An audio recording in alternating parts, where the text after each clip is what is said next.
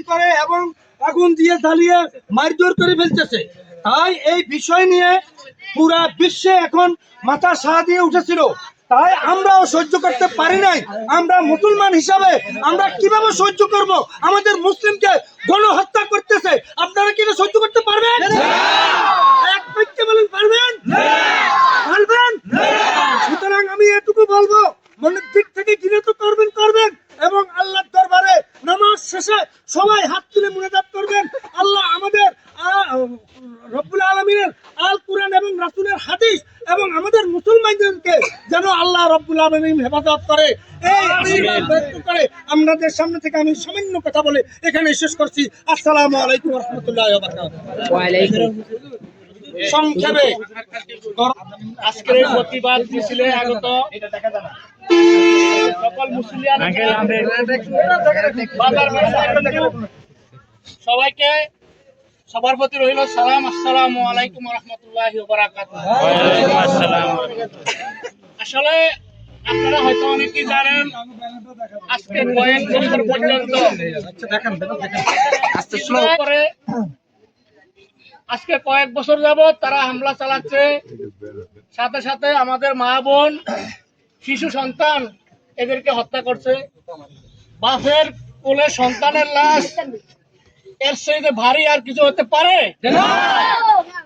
আজকে আমরা এই প্রতিবাদ মিছিল থেকে এতটুকু জানাতে চাই যে জাতিসংঘকে, যারা মানবতার দোহাই দিয়ে সারা দেশের মুসলমানকে যেভাবে নিধন করছেন, এই ফিলিস্তিনি হত্যা বন্ধ করে।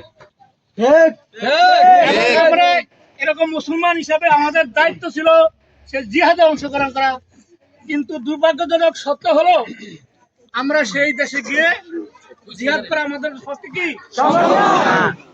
যদি সম্ভব হতো, খোদার কসম আমার এইটুকু রক্ত আমি সেই আপনার ফিলিস্তিনের মাটিতে এই কোরআনের জন্য, মুসলমানের জন্য দিয়ে দিতাম। আজকে আমরা যখন মোবাইলে, টিভিতে এই সমস্ত দৃশ্যগুলো দেখি, বিশ্বাস করবেন না, আমার গতকালকে থেকে ঘুম হয় না, আমার চেহারাটা অন্যরকম হয়ে গেছে। ওরা তো আমাদের ভাই। আমার সন্তান যদি আমি এরকম দেখতাম যে সে মারা গেছে, তাহলে আমি কি ঠিক থাকতে পারতাম?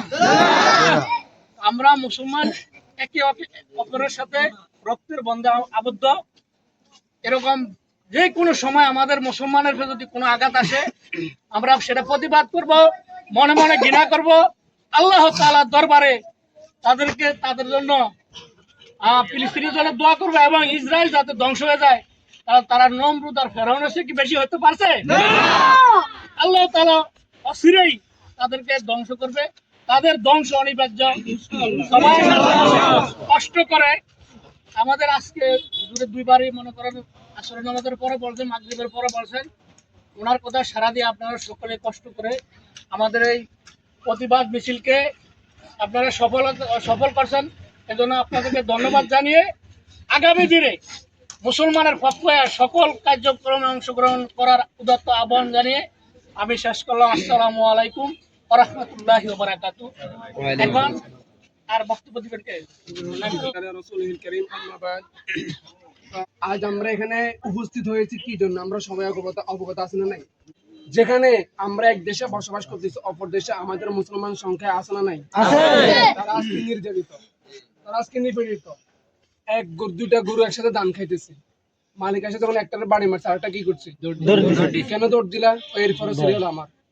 আজ আমার বাইরা নিজে খাইতে পারে না, খানা পায় না, ঘাস চাপিয়ে চাপিয়ে খায়। আমরা মুসলমানরা যদি এটা জন্য প্রতিবাদ না করতে পারি, আমরা মুসলমানরা আমরা মুনাফিক। আমরা মুসলমানরা এটুকু প্রতিবাদ করতে পারি কি পারি না? আজ আমার ভাইরা রক্ত দিতেছেন, খানা পায় না, ঘাস চাপিয়ে চাপিয়ে খাইতেছেন। আমরা যদি আজকে যদি তাদের জন্য প্রতিবাদ না করতে পারি, আমার ফিলিস্তিন ভাইদের জন্য মায়ের কোলে সন্তানের মৃত্যু হইতেছে, সন্তানের সামনে মাকে মরতেছে, এটা হচ্ছে বিপজ্জনক, আমাদের কাছে আর কিছু হতে পারে না। এই জন্য আমরা জাতিসংঘকে বলবো, অচিরেই আমাদের ফিলিস্তিনদের মুসলমানদেরকে রক্ষা করুন, আল্লাহ রক্ষা করুন। আমরা এই বক্তব্য শেষ করি। আসসালামু আলাইকুম।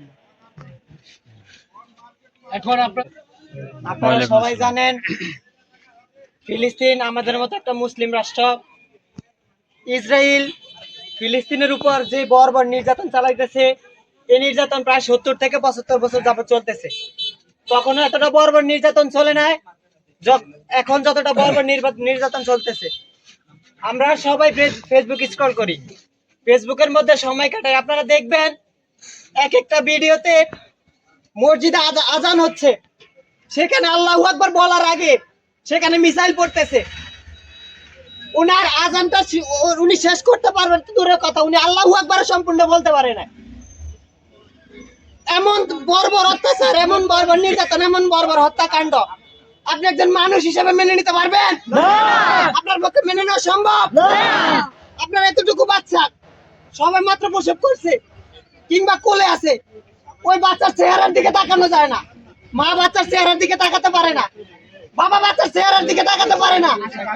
বাচ্চারা মায়ের দিকে তাকায় হা করতেছে, কান্না করতেছে। এমন দৃশ্য চোখের সামনে আসলে আপনার চোখ বেয়ে হবে, অস্থিরেই পানি পড়বে। এমন বর্বর অত্যাচার, এমন বর্বর নির্যাতন মানুষ হিসেবে কেউ মেনে নিতে পারে না।